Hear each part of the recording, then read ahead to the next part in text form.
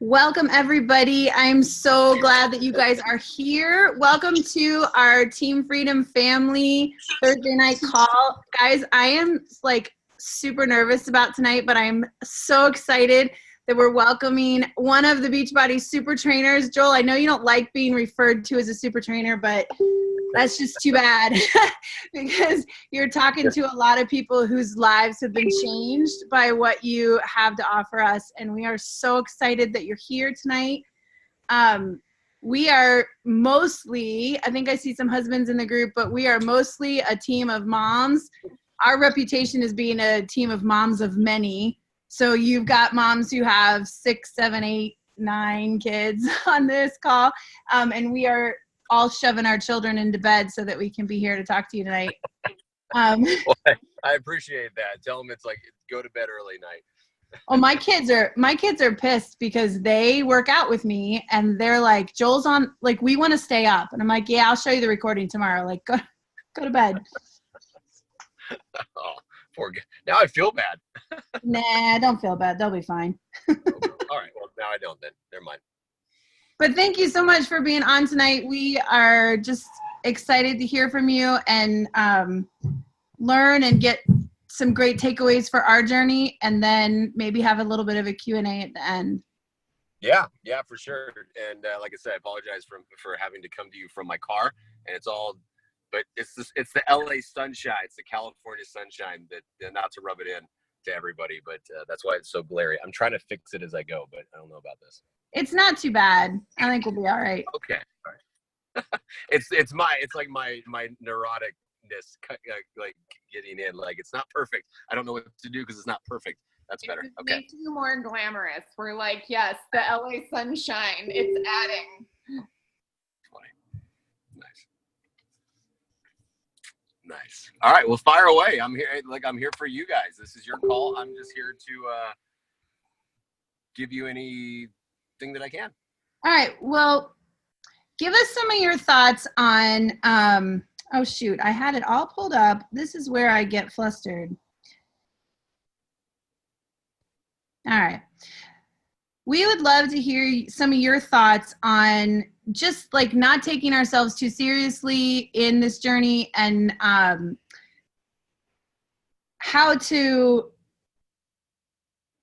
manage, especially as moms, postpartum and having babies and all that kind of stuff, manage this concept of particularly lifting weights. A lot of us are doing Lift 4, like I'm doing the hybrid right now, of losing fat and building muscle, and being patient if the scale doesn't go down, and not taking all of that kind of stuff too seriously in our journey. Does that make sense? Yeah.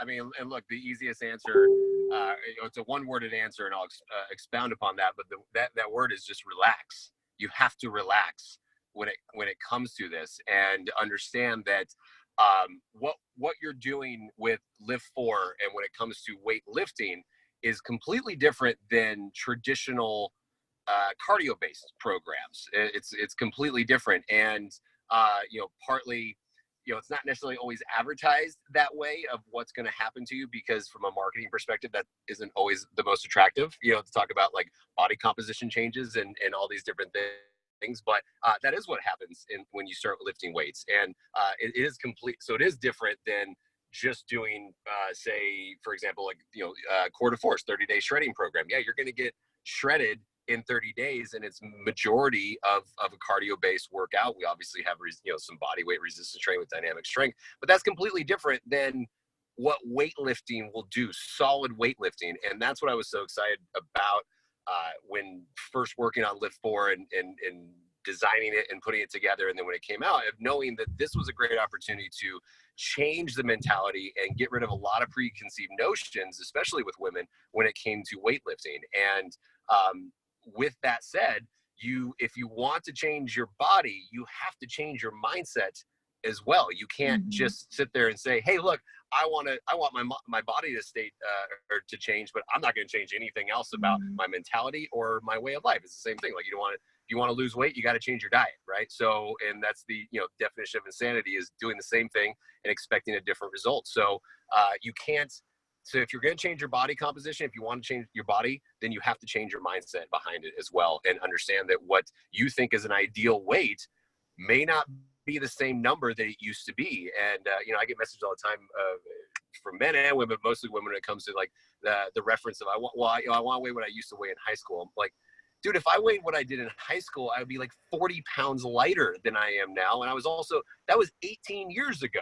Like, right. So I don't want to weigh what I used to in high school. Like we've grown up, we're adults. So let's think about adult bodies now, and that include muscle and include everything. And also if you've had children, you need to relax and give yourself a break and understand what you've put your body through and embrace the fact that that's amazing.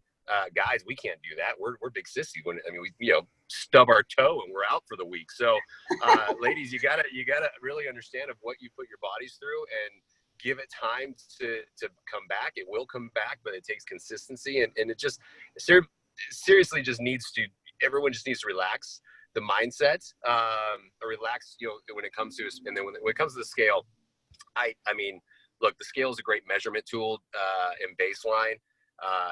But when it comes to lift 4, it's going to drive you bonkers if you get on that sucker. So I definitely tell people to, maybe before and after, like at the very end, and the very beginning, the very end, but during the process, especially if it's your first round, I would hide that sucker and knock it on it, because it is going to freak you out based on what your body does, and muscle inflammation and all these different things is going to freak you out, because you're going to gain weight at first. But it's like, that's why you always look at all the different ways of measuring inches and strength and everything else. But relax, seriously. Yeah. And that was what you just said was totally my experience. I did lift 4. That was the first full program I did after baby number 6. And I only lost 2 pounds the whole time. And it did a major mental shift on me, in not a good way at first, but like you were saying, I lost so many inches, it was almost unrecognizable. But it set me up for a huge amount of weight loss with the next season of, I did lift 4 and then transform 20, and now I'm doing the hybrid, and it's been amazing. So all of us. Yeah. And that's going to happen. No, go ahead. No, go ahead. I was going to say, and that's very typical of what's going to happen, and especially if you're coming out of, or if you're coming into lift 4 for the first time and you haven't done any sort of serious weightlifting, which the majority of the population hasn't.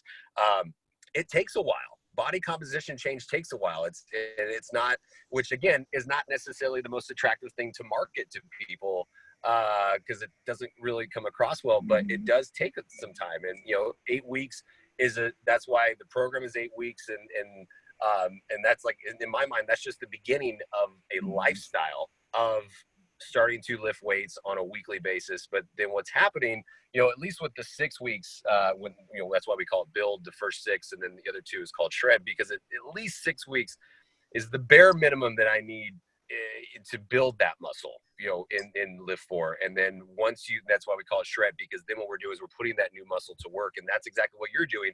And what people are doing is they go through multiple rounds of lift 4. When they get in the second, third, and fourth round, they're like, holy shit, all of a sudden now I'm starting to lose, like it's just starting to melt off. It's because now you've put all your new muscle to work, but you got to build it first. Yeah. And I read some interesting stuff, particularly about women and lifting weight and having that actually increase their passive weight loss over time versus cardio, where people just have to cardio harder, and that sometimes can work against you. Do you have any recommendations? Because a lot of us are coaches, and then we've invited some of our challengers to be part of this too. But do you have any recommendations for what kinds of questions for us to ask our challengers to match them with the right kind of a program for them? Because we have so many opportunities in Beachbody On Demand. Do you have some suggestions for how to match them with something that is going to really fit them well? Absolutely. Well, one, it comes down to listening to them first, and really becoming an expert on that person. And this is something that how I used to train all the new employees when I worked at Gold's Gym. I did all the new hire training, so sales consultants and personal trainers, and saying, look, the number one thing you have to do is become an expert on the person who you want to sell something to. That's just Mm. sales 101. You have to understand what are their needs, what are their wants. And when it comes to fitness, okay, we know the basics. We know they want to lose weight, they want to, be healthier and things like that. But they don't always know what they want, or they don't always know the method that they need to do to get to that point. And that's where you come in. That's where a personal trainer comes in. But you have to understand what they like. And so I'm just using this example. It's like, if I was selling a gym membership and a guy came in, he's like, oh, I'm really interested in, weightlifting. I'm like, cool. I'm not going to go tell him all about the treadmills and the group exercise rooms because he Right. doesn't care. And it's the same thing with the woman that comes in. She's like, well, I've thought about taking some classes. I'm not going to show her all the free weights that we have because she doesn't care. I'm going to show her a group exercise schedule. I'm going to show her the rooms and all the different things that come with the membership. And that's exactly what you guys as coaches can do as well, is understanding that person and listening to what they say, not just being like, hey, this is the new hot program. Who cares? If it's not for them, they're not going to want to do it. So it's understanding what they say. If they like to dance, then you're going to start talking about all the dance programs that are in Beachbody On Demand. If they're saying, well, I used to weight lift back in the day, I've started to slide off a little bit, then you're going to go straight to Lift 4 and start talking about old school lifting, So it's just really listening. If they're saying, hey, I really try to get my nutrition line, I'm, 100 pounds overweight, bam, I'm going straight to 2B mindset first before I even have them exercise to try to get them, to fix that. So it really comes down to the more you listen and become an expert on that person, the more it's going to be easier for you to then create a custom plan for them. And that's huge because number one, it's going to make sense to them. And number two, they feel like you actually listen and value them. Mm-hmm. That's so true. I'm going to just go down some of the questions that I sent you, and then we've got a couple more in the chat if we have time to get to those. Okay. What made you join up with Beachbody? You said you were a personal trainer another place. What made you join up with Beachbody? Well, yeah, I have been a personal trainer before. I haven't been in a long time, but I've been in the health and fitness industry since I was 19. So I've been there for a while now, and I've done every job on the business side of it, as well as exercise and group exercise and personal trainer. Before, my first inundation into Beachbody was when I was teaching group exercise classes for Les Mills, and Les Mills and Beachbody teamed up. We did Les Mills Pump, which for all the new coaches, they have no idea what that is because it doesn't exist anymore. But that was back in like 2009, 2010. So I've actually been with Beachbody, as a trainer, doing the training thing in summits since 2000. My first summit was Vegas 2011, which is kind of crazy to think about. Or maybe it's 2012. I can't remember, but it's been a while, 7 years at least. And, but I was always still involved with Beachbody, even after Les Mills and Beachbody, the partnership broke up. By that point, in late 2011, I moved to LA, took the Group X Director position at Gold's Gym Southern California franchise, and then was helping Beachbody Live develop and test P90X Live in our gyms. So we were the first gyms to actually try P90X Live. We sent them back to the drawing board, said, let's do a little bit more work on it. And then, so I was always in the offices, and at the Beachbody office, I would see Carl and the rest of the team and just say hi. And we're just always kind of just joking around, but, always having those conversations about, hey, let's do something. What do you think? And just keeping communication lines open. And then there was, what was it? Like then I took the market, and I became marketing director for Gold's Gym. And I was very happy with my career. It was an amazing job. I was having a great time doing it. And then, I was in a marketing meeting one day, and randomly Carl called me and said, hey, we got a gap in the market or a library. What do you think about putting an MMA program together and bringing Jericho? I was like, sure, why not? Let's go for it. And it was, like, always go back to the business world. And that was, I think I left, that was like, 2015, 16-ish. And the rest is Beachbody history. It's worked out. It seems to be working out pretty well for you. It's fun. I've had a great time. And what drew me, it wasn't just the phone call that said, hey, do you want to come over? Because I had gotten other phone calls from other companies before. What drew me to it was one of my frustrations that I always had in the gym world was the fact that I am geographically isolated. I can only reach this many people in this mile radius in my gyms. it was like, we have such in golds and fitness and everything. There's such good products out there. I was like, man, we're stuck though. And with Beachbody, I saw a great opportunity to get out of that geographic isolation and not be isolated, and just be able to really go after the markets and bring some cool products. And plus I had ideas and stuff. And so it's worked out really well, and I couldn't be happier. So what's one piece of advice you think that the younger generation should know to help them lead fulfilling lives, lay the foundation for good health, that kind of? I mean, for good health, I think the upside is, I think our generations today are a little bit more health oriented than ever before. You know, if I think back to, like, I was forcibly raised a vegetarian by my mother, and I say forced because I didn't have a choice. And I hated every minute of it, because back then, look, that was 25 years ago. Like, there wasn't options, you know, when it came to gluten-free and all these different things. Like, there was like four options, and it all tasted like shit. So I didn't have a really good experience of being vegetarian, all these things. It was very much against my will. But now there's a lot more of those options, which is great. So from that standpoint, I think we're doing pretty good. From, you know, the rest of it, I think, ironically, we have more health options, yet we've gotten, let's see if I put this way, is my help. We've gotten lazier, I think. And the lazy aspect of it just absolutely kills me, because, you know, yes, it's nice to have technology and convenience, and I'm sitting in my car on my phone and doing a live combo with you guys, and that part's great. But I think the laziness factor is out of control. And, you know, there's a lot of people out there that luckily are starting to talk more about it. You know, a lot of personal development people that you guys probably listen to, like Gary Vanderchuck, and those guys are, you know, really going after the millennials and telling them to, yeah, you don't get to just graduate college and instantly get $100,000 salary. Like, I was like 30 something before I even got close to that. So I think the work ethic is lacking a little bit. That has not much to do with fitness, but I think it's a mental thing for sure. And you got to understand that you got to put the effort into it. And even as becoming a coach, you know, people want that instant gratification. They expect to sign a coach, or sign up as a coach, and then, you know, start making 6 figures the next month. And that usually doesn't happen. It usually, you end up owing money that first month as a coach. It takes time, right? What do you tell people who are looking at that microwave mindset? I mean, you run into it as coaching, but you run into it especially with challengers, who you see people on Facebook and Instagram who dropped all this weight super, super quickly, but you're trying to talk to them about a lasting change. What is it that you say to people when they are looking for that quick thing that, you know, really isn't going to serve them? It's not going to be something that's a lasting lifestyle. Yeah.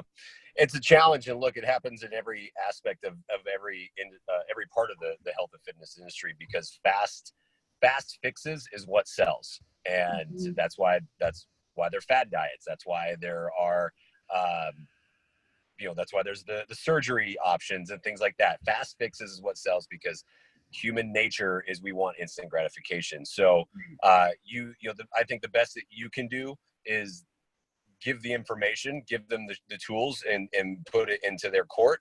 And then when it comes down to it, it's up to them. And if they decide to go down that fast route, cool. But then what I would say is, like, all right, tell you what, can I check in with you in a month or 2 months to see how it's going? You know, you set that, what I tell a lot of times is, people say, you know, and especially in this industry, no just usually means not right now. Right. It just means they're not ready yet, you know, or they want to go try something else or something like that. So don't be afraid, even if they tell you no, instead of going down that road and getting frustrated and then trying to, like, feel like you're overcoming price objections, things like that. It's like, you know what? Okay, cool. Tell you what, try that for 30 days or try that for a month or 2 months or whatever it is. And then I'm going to check back in with you next month. Cool. And they're going to say, cool. You know, like, not a lot of people are going to be like, no, don't ever talk to me again, unless you really push them. They'll say that if you push them too hard. But if they want to go down that route, a lot of times, look, you just got to let people fail on their own. And that sucks, because you know better. But at the same time, also remember that you probably took a while to say yes to coaching as well, or you probably took a while to say yes to Shakeology as well. So, just remember your own personal journey in that stance. And I get it. It's frustrating. I deal with that all the time. The messages I get, but it's sometimes it helps to just remind yourself and just say, cool, I'll call you back in a month. Yeah. I was, when my coach, who's my coach now, posted on her Facebook about doing a challenge, I kind of gave her a preemptive kiss off, like good luck with that. And so every time that shows up on her time hop, she jokes with me about it. Yeah. Okay. So as a trainer, when we're talking to challengers and setting up goals, even personally for us, what would be your best advice for setting up goals for weight loss and gaining muscle? Something realistic, something that sets up some small wins for people so they can stay encouraged on their journey. Yeah. So one of the things I always talk about is setting up short, realistic, attainable goals.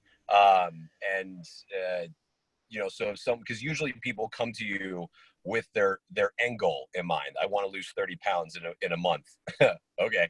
Or I have a wedding to get ready for in 2 weeks. I want to lose 30 pounds. Okay.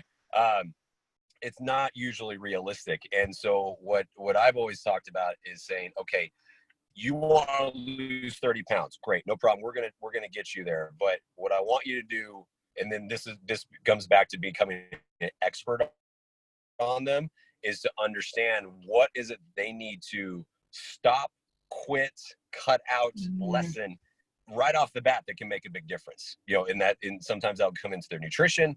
So if it's a nutrition aspect of it, maybe they just need to cut out soda.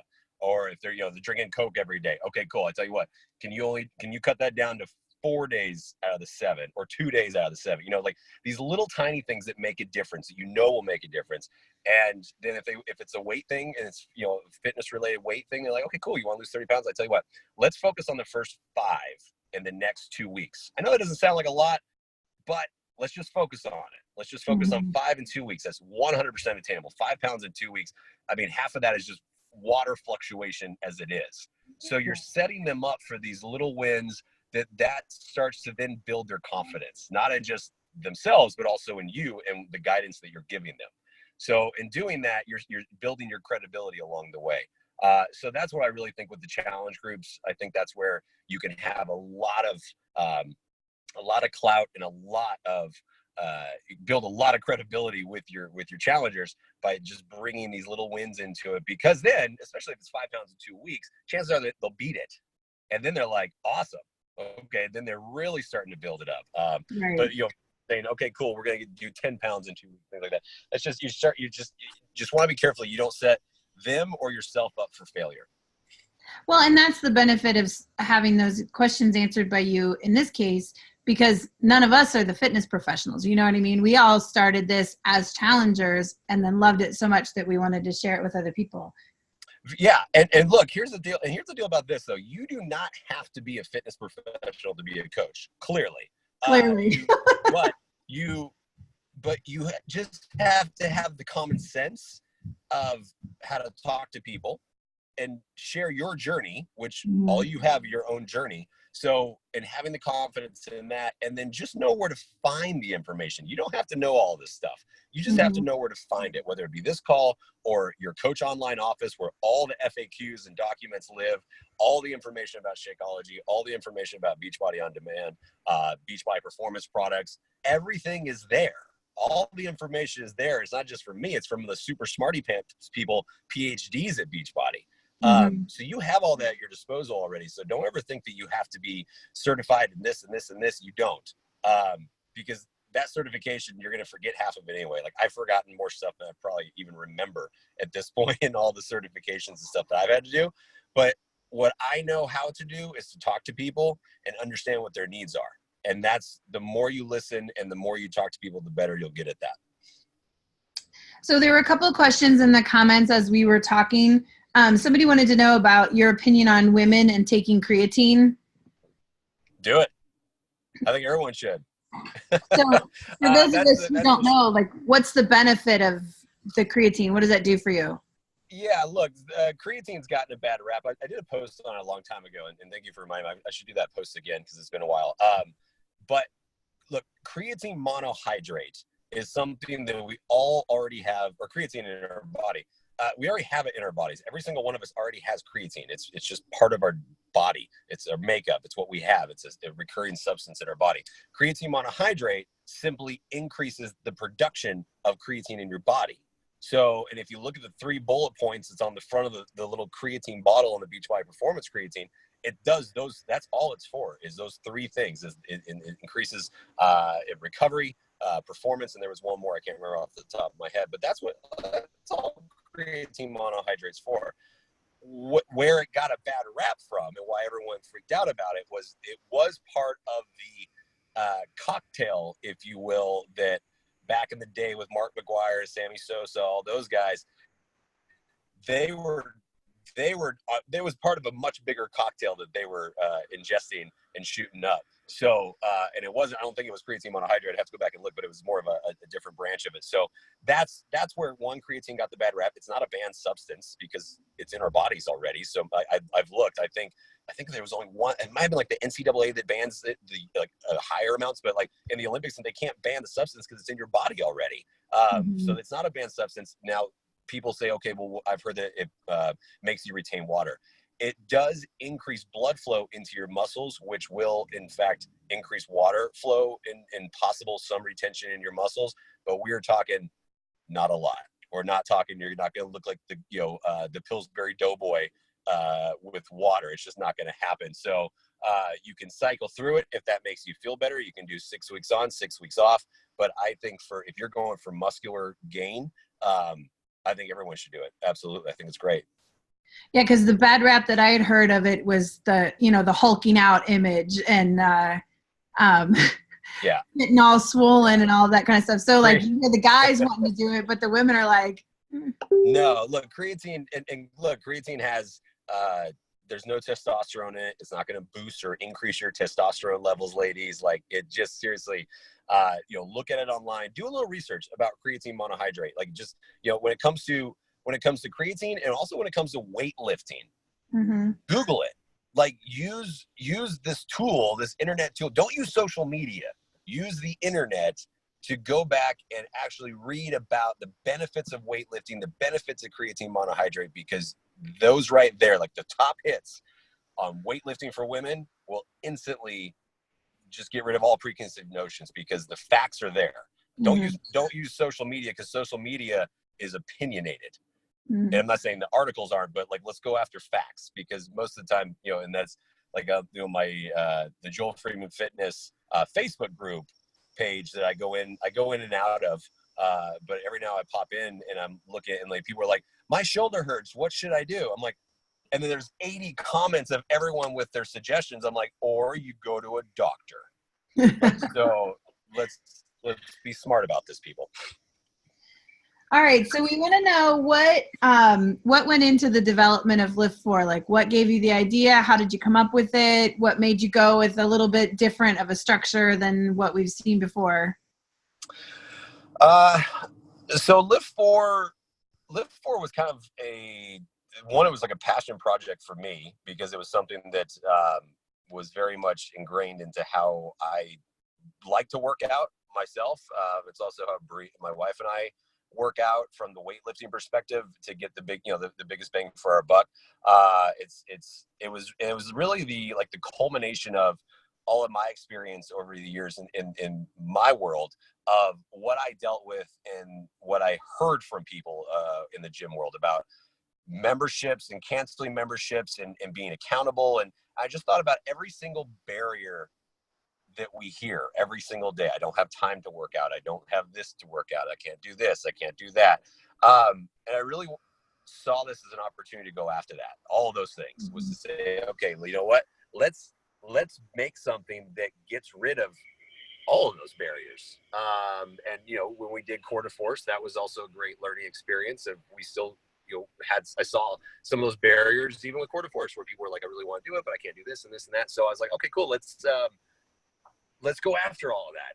And that's, and the cool thing was Carl was exactly on the same page with me on that one. And it was amazingly collaborative project. Everybody was on the same page with it. And I think it was a testament. I think the product is a testament to how on the same page all of us were and what we were wanting. We wanted to build something that was 100% realistic, was doable. And I was really passionate about building something that one felt like a personal training session, not a workout video, but like an actual personal training session.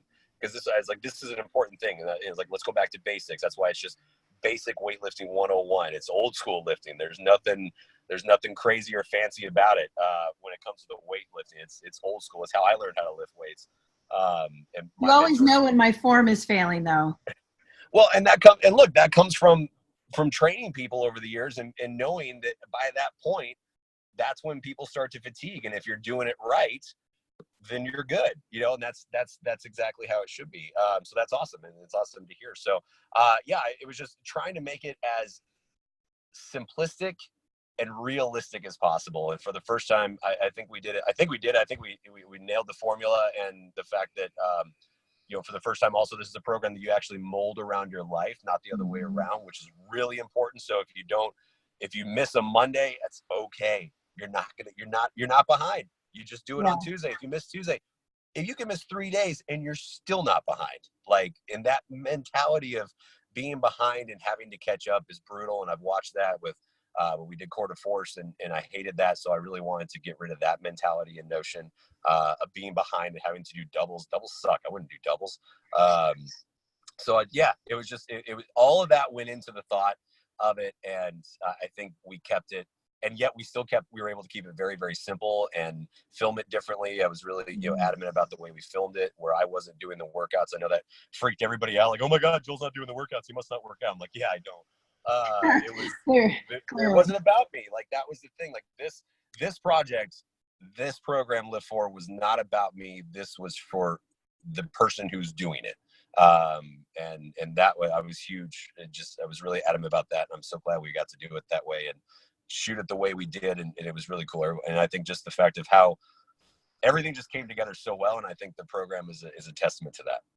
Yeah, and we were talking right before you got on how we love the company's response to the feedback from coaches and challengers and all of that we really like. Even though Lift 4 wasn't one of the live ones, it wasn't the same thing over and over again. It was different every week, and we love the we love the live and how everything is changing. Like, it's really, we really like the change. Yeah, I mean, we shot it live though. We shot every single workout in one take, and all of my flubs and words are hard is proof of that. I mean, we love it. We never cut, and that was a different concept. I know they had filmed. Obviously, 80-Day Obsession was one of the. I mean, lift and hit. If anybody remembers that one, my little exclusive. That was the very first workout that we filmed at Beachbody real time. One take, didn't stop, just went all the way through, flubs and all. And that was a setup to Sean Week and Week of Hard Labor and then 80-Day Obsession. And then the funny thing was Lift and Hit was the concept workout for Lift 4. So that's how far back we were going with that idea. And then when Lift 4 came around, I was just like, we're going live. We got to do this live. And then we got to, and then make them unique enough to where you still develop some consistency, in your movements. So there's always going to be a chest press. There's always going to be a bicep curl, but we're going to change up. So the structures, there's going to be some similar structure, but I'm going to change it up every single workout. Yeah. And we were just talking before you popped on how much we like that. Because it keeps it fresh and exciting.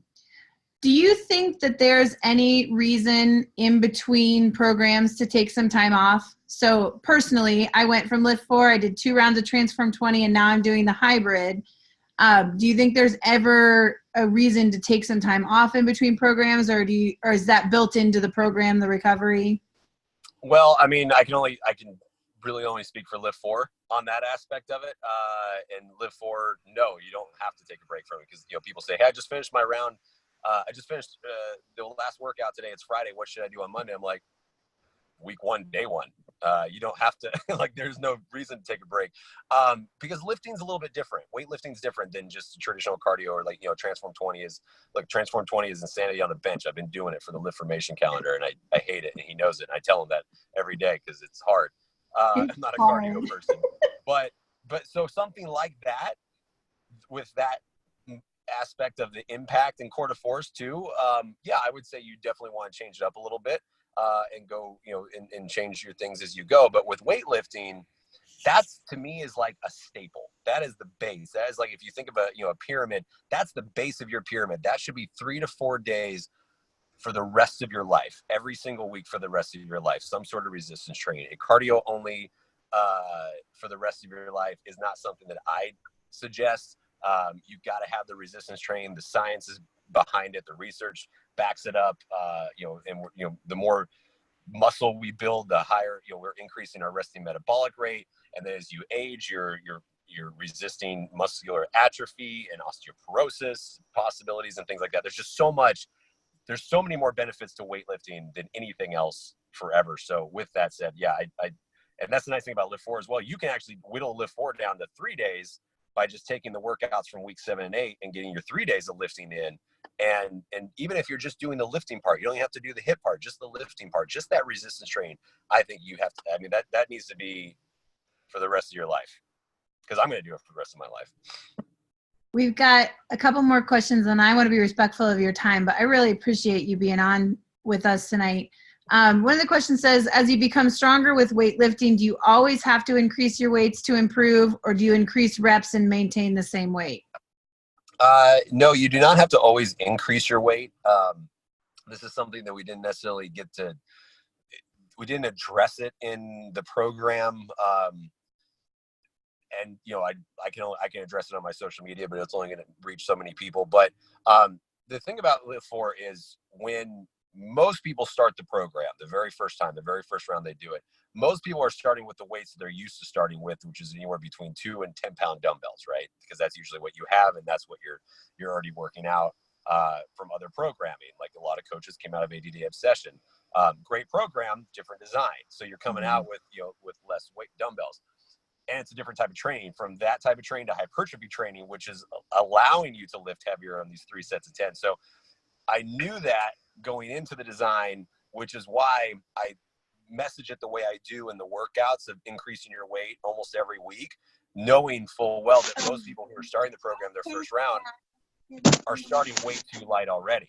So it really isn't until the weeks 4 to 6 that most people are starting are finally lifting the weight that they probably should have started with already, if that makes sense. So that's why we message it the way we do. Now, with that said, if you start doing multiple rounds, and there will be a point in the second or third round, I would say within 3 to 6 months of lifting, solid lifting, that you will reach what I like to call, I call it a threshold, where you can't necessarily go up and weight too much more without fatiguing and not being able to do your 10 reps. But if that's the case, perfect. You're good. That's where you should stay. And that's where the perceived exertion comes into it, of always talking about, as long as you can get your 3 sets of 10 in, that's your hypertrophy training. That's our goal. Our gold standard is get the 10 reps, get the 3 sets. And doesn't mean you have to lift more or you have to necessarily lift less. But like,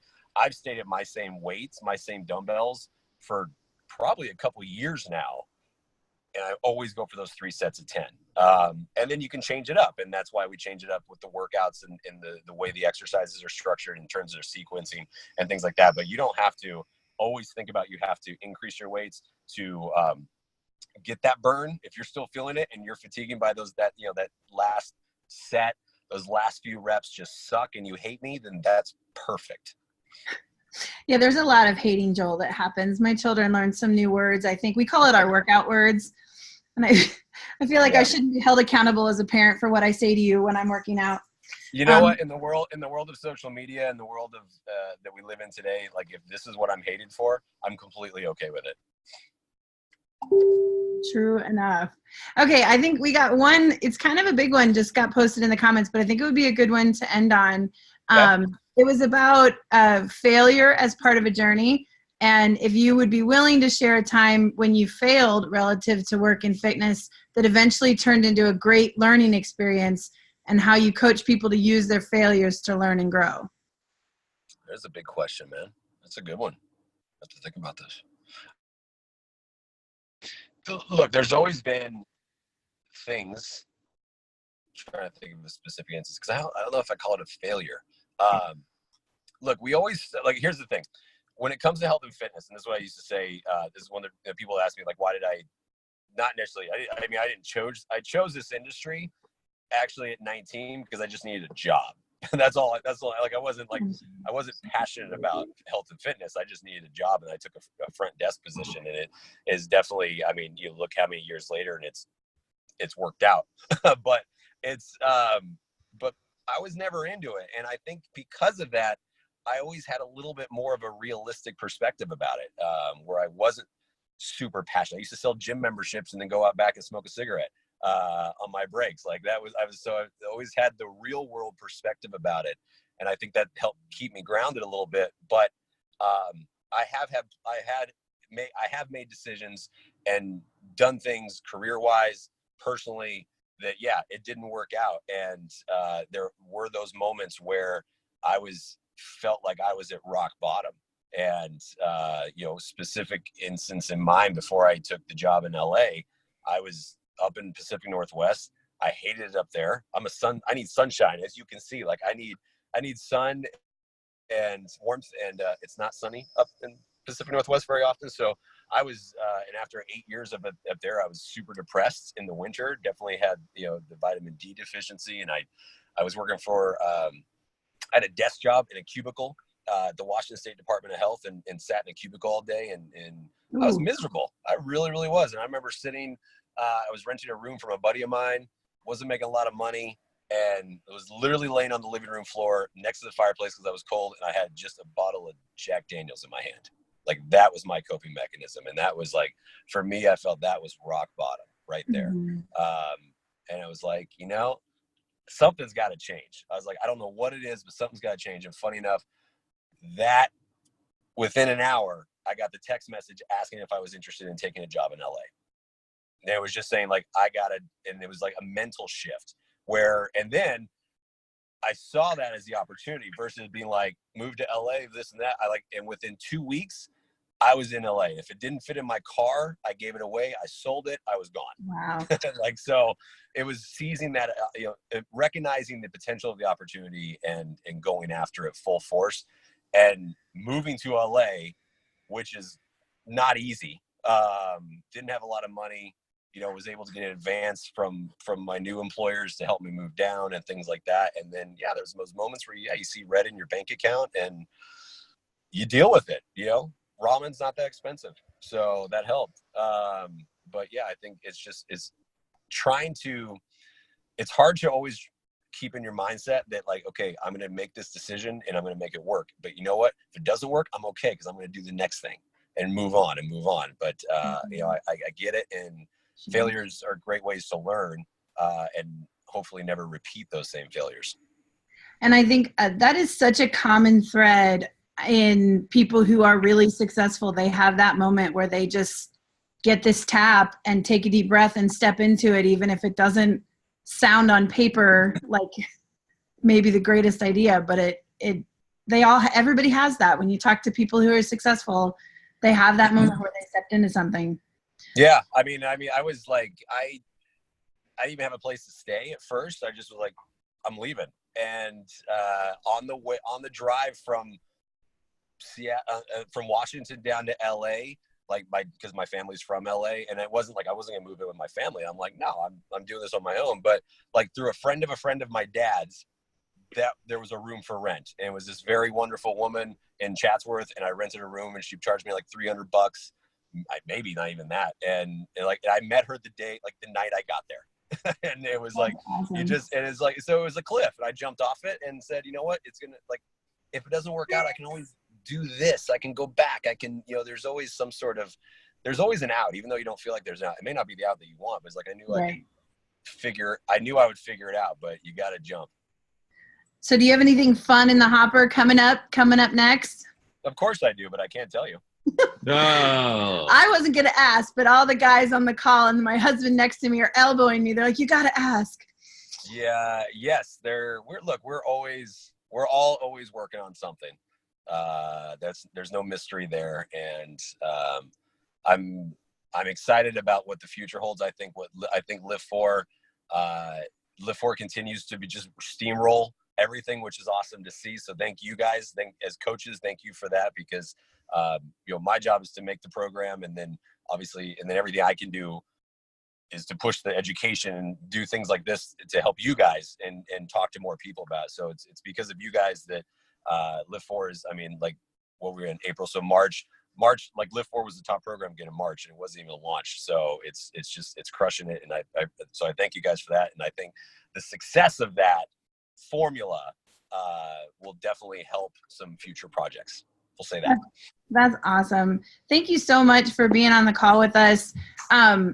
As a team, we usually say a quick prayer to end out our meeting. And so if you don't mind, I'm going to offer a quick prayer for us. But I wanted to say thank you so much for taking your time and answering our questions and just being available to us. And really, there are so many people on this call who have done Lift 4 or who are currently doing it, and it has really changed so many lives, and we really appreciate that. Awesome. Thank you for that. Lord, thank you so much for this call. I really appreciate this opportunity. Thank you for bringing people together with us. Thank you for Joel and his opportunity to share his wisdom with us. Please bless our efforts as a team and our growth. Please show us who it is you want us to serve. You are so good and gracious, and we are so grateful for this opportunity. Thank you so much for being with us tonight and for blessing this entire evening. Amen. Amen. Thank you so much, Joel, for being here. Guys, thank you to the rest of you for being on. It was so fantastic. I hope that you all have a wonderful night. Thank you, guys, and I hope to see everybody at Summit, all of yous at Summit, and shameless plugs on Instagram and Facebook, Joel Freeman Fitness. If you're not following me, shame on you, because I give you guys stuff to post and steal all my info, steal it all. It's out there for you. So is your diet bet still open? Diet Bet is still open. That starts on Monday, May 6th. I just dropped the calendar today. The Lift 4 summer calendar is officially available. It has to be you only get it if you're in the Diet Bet, though. It's dietbet.com/Joel. And this calendar may or may not be harder than Lift Formation. Stop it. Seriously? I didn't think that was possible. I didn't either, but then I wrote it and I was like, shit, this is going to be hard. So I'm excited for you to do it. It's going to be, and I'm going to do it. But look, it's I got 4 weeks to shred you out, and using Lift 4 workouts is going to be fun. I'm excited about it. It's 4 weeks. So. The Diet Bet is 4 weeks. Yeah, the Diet Bet's 4 weeks, and again, my Diet Bets are I run mine a little bit differently. Yes, the basic premise still stands of the you have 4 weeks to lose 4% of your total body weight, and if you do, then you win your $35 back. But if you're not in it for the money or the weight loss aspect of it, or if you don't think that 4% is possible, that's why I do the calendar. That's why if you join before Monday. There's a private Facebook link that you get that I'll be doing live Q&As only in that group for the month of May. And then there's also the prizes. The more people we get in, the more prizes I give away just for participating. So we do the most liked comment, just random stuff, and giving away iPads and all kinds of stuff. So It's really cool. And it's just one more. And the whole idea behind this is, again, everything I ever do is not to take away from your challenge group. It's meant to enhance it and create more accountability with your challengers. So that's the whole idea behind this. And that was dietbet.com/Joel. Dietbet.com/Joel. Yeah. Awesome. That's so fabulous. Well, we're enjoying it. So thank you so much. I hope that you have guys. a fabulous night. Summit. Thanks, Joel. All right. Bye.